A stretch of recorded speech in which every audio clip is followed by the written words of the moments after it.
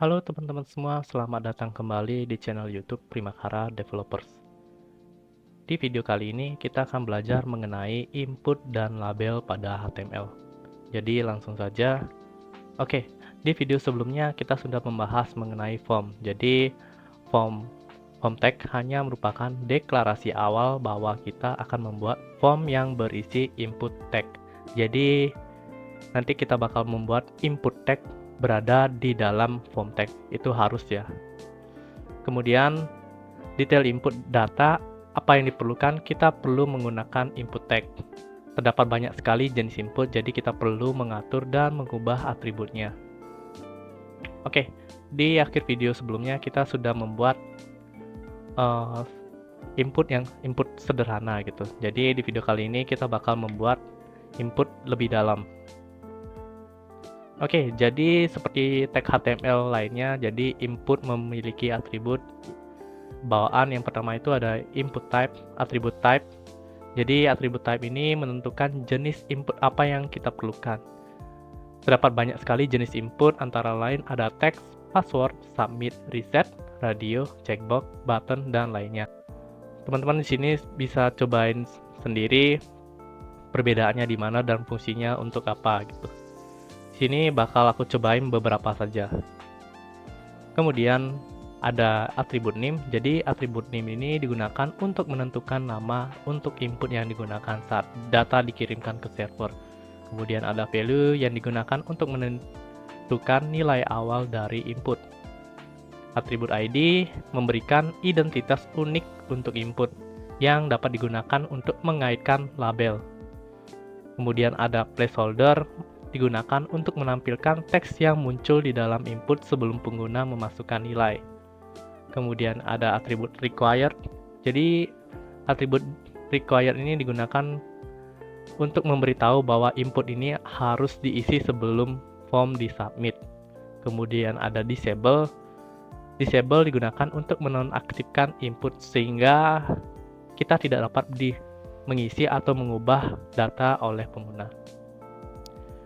Kemudian ada read only. Jadi read only menjadikan input hanya bisa dibaca sehingga nilai tidak dapat diubah tetapi masih dapat diseleksi. Seperti disable tapi dapat diseleksi. Oke, jadi ini merupakan kode dari input atribut. Jadi langsung saja kita coba.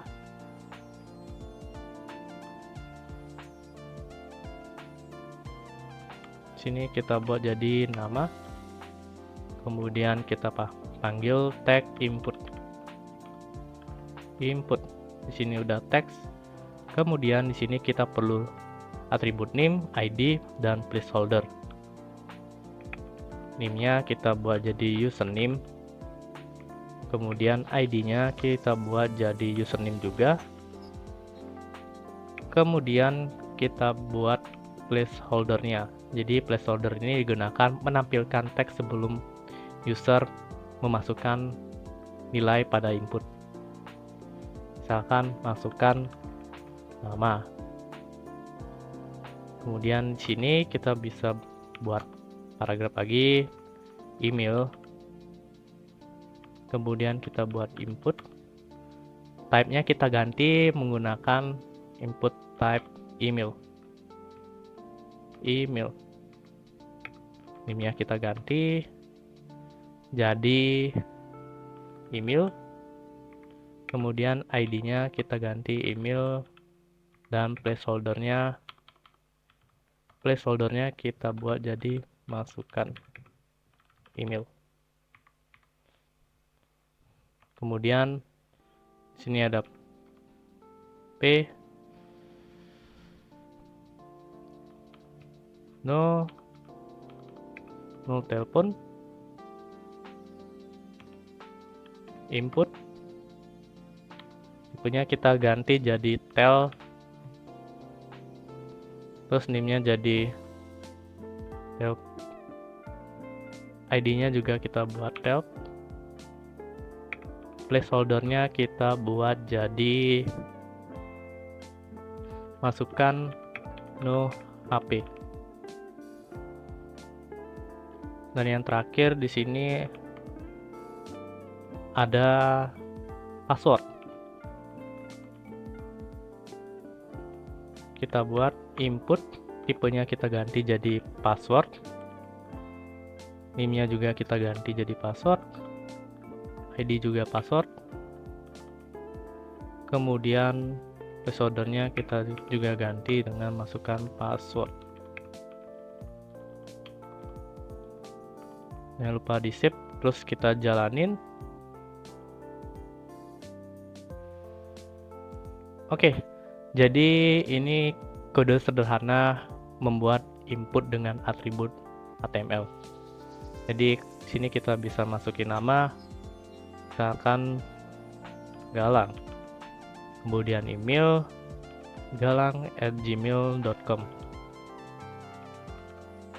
kemudian teleponnya 111, kemudian passwordnya kita buat acak. Oke, jadi ini cara membuat input sederhana. Dan satu hal di sini kita lupa untuk membuat input submit sini. Jadi kita bisa buat input, tipenya jadi submit. Lalu kita save, kemudian kita lihat di sini udah ada submit. Terus atribut yang lain gunanya untuk apa? Jadi di sini bakal aku cobain. Required ini digunakan untuk menentukan bahwa input ini harus diisi sebelum formulir dapat disubmit. Jadi semisal kita belum isi inputnya ini, kita nggak bakal bisa submit. Misalkan di sini kan kita bisa aja submit gini, bisa aja submit ini karena kita belum buat untuk logic handle formnya, makanya tidak terjadi apa-apa.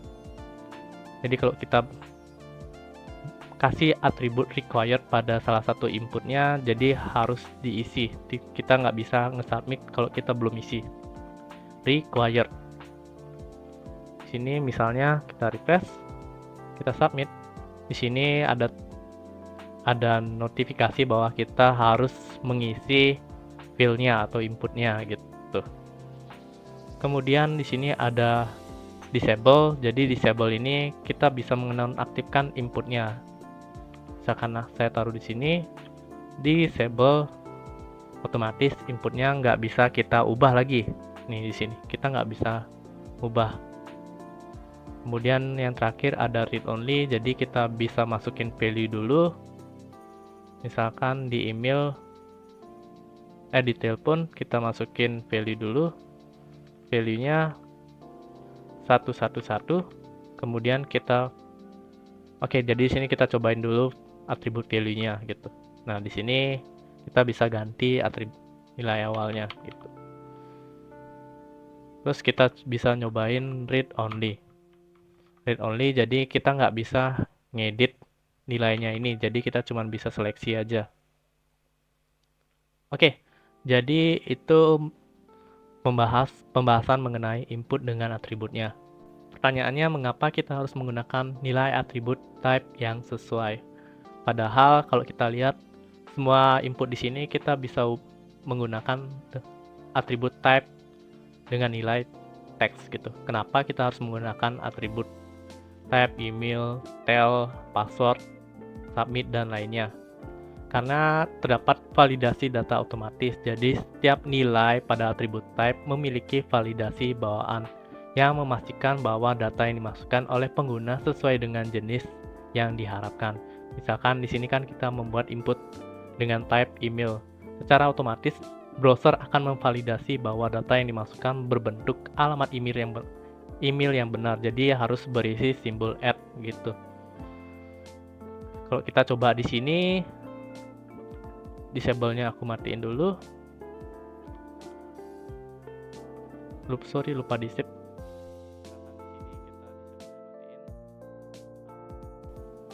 galang@gmail.com. Ini nggak bakal tervalidasi karena harus menggunakan @ atau harus ada simbol @-nya di dalam inputnya gitu. Kemudian di sini alasan kedua, jadi hanya misalkan kita menggunakan input type number, jadi input tersebut hanya menerima angka, sehingga kita tidak dapat memasukkan teks atau karakter non-numerik lainnya. Jadi di sini aku contohin lagi. Misalkan di sini kita buatin input type number, kita ganti jadi angka.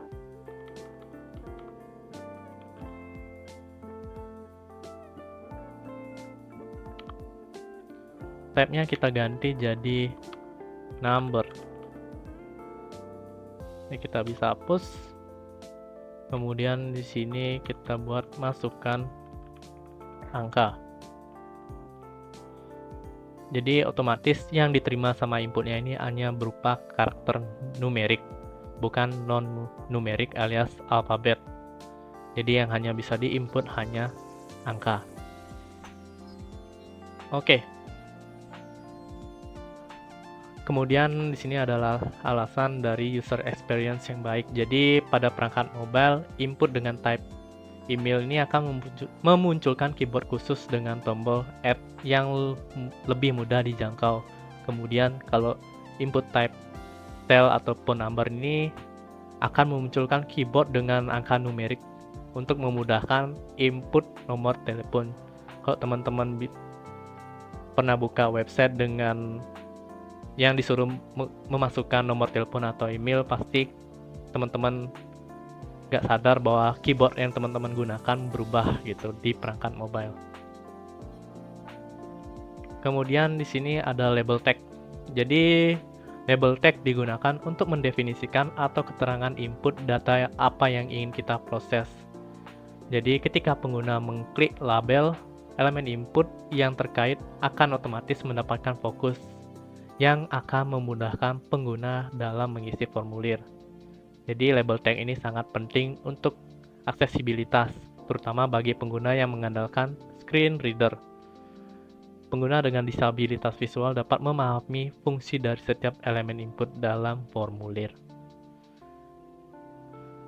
Untuk membuat label sederhana aja, kita tinggal mengganti tag P yang kita sudah buat menggunakan label, dan jangan lupa untuk membuat label sederhana aja, kita perlu menggunakan tag label dengan atribut for.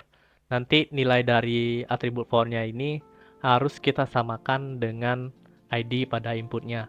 Kalau nggak sama, nggak bakal bisa autofocus ke dalam inputnya. Jadi di sini kita coba saja. Di sini kita ganti jadi label. Label, kemudian nilai dari atribut for-nya kita harus buat sama dengan ID pada inputnya. Karena ID pada input nama di sini username, jadi kita harus buat jadi username.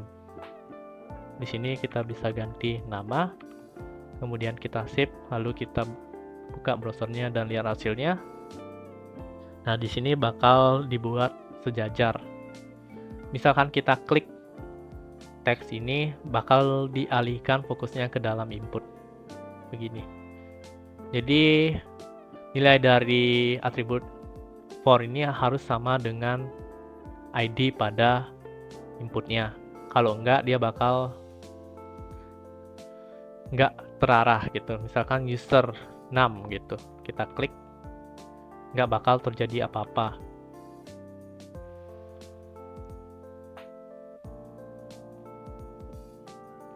Oke, sekian untuk materi video kali ini, semoga membantu.